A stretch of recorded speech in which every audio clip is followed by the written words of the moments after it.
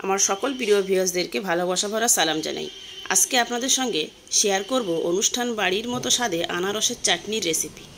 শেষ পাতে জমিয়ে খাওয়ার জন্য অন্তত একদিন হলেও পাকা আনারস দিয়ে এইভাবে চাটনি তৈরি করে ফেলুন, খুব সহজেই এবং অল্প সময়ের মধ্যেই। এই ভিডিওটি ভালো লাগলে লাইক ও শেয়ার অবশ্যই করবেন। নতুন বন্ধু হলে সাবস্ক্রাইব করার অনুরোধ রইল। তাহলে আসুন রেসিপিটি দেখে নেওয়া যাক।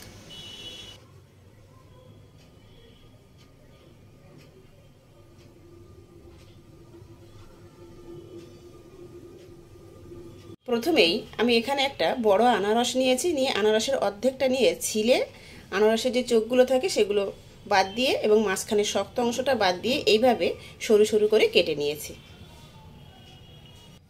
এখানে গ্যাসের চুলায় একটা প্যান বসিয়ে দিয়েছি, কেটে রাখা আনারসগুলো সব দিয়ে দেব। মধ্যেই দিয়ে দেব আন্দাজ মতো লবণ আর অল্প একটু বিট লবণ, দেব হাফ কাপ জল, একবার মিশিয়ে দেব।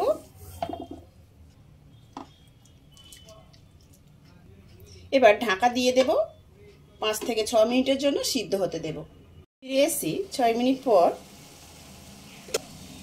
এবার ঢাকা খুলে নিয়ে দিয়ে দেব আন্দাজ মতো চিনি। প্রথমে আমি হাফ কাপ দিলাম, তারপর যদি প্রয়োজন হয় পরে আবার একটু দেব।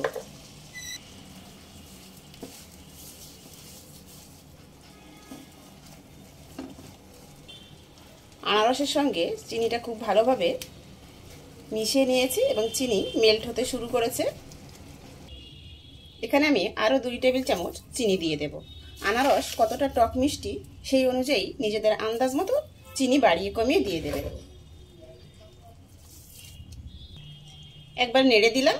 এই পর্যায়ে দিয়ে দেব কাজু কিশমিশ, 1 মুঠো কাজু বাদাম ধুয়ে রেখেছিলাম দিয়ে দিলাম, কিশমিশও দিয়ে দিলাম। কাজু কিশমিশ দিয়ে আবার একবার নেড়ে দেব, দিয়ে আরও কিছুক্ষণ ফুটতে দেব। গ্যাসের ফ্লেম লো মিডিয়ামের মাঝামাঝি রেখে আরও 8 থেকে 10 মিনিট চাটনিটাকে ফুটতে দেব। ফিরে এসেছি 10 মিনিট পর। এই পর্যায়ে দিয়ে দেব কয়েকটা কুচিয়ে নেওয়া চেরি, যদি থাকে তাহলে দেবেন, না হলে দেওয়ার প্রয়োজন নেই।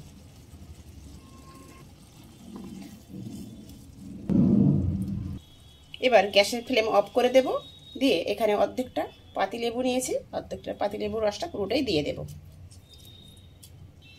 মোটামুটি 1 টিস্পুন পাতিলেবুর রস দিয়ে দিলেই হবে। এবার একবার ভালোভাবে মিশিয়ে নেব।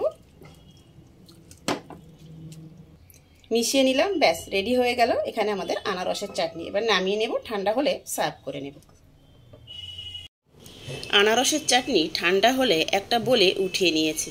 আশা করছি একটু হলেও রেসিপিটি আপনাদের ভালো লেগেছে। ভালো লেগে থাকলে বাড়িতে অবশ্যই বানাবেন, ভিডিওটিতে লাইক দিয়ে যাবেন। নতুন বন্ধু হলে ইউটিউব চ্যানেলটি সাবস্ক্রাইব করবেন আর ফেসবুক পেজটি ফলো করার অনুরোধ রইল। ভিডিওটি শেষ পর্যন্ত দেখার জন্য সবাইকে ধন্যবাদ।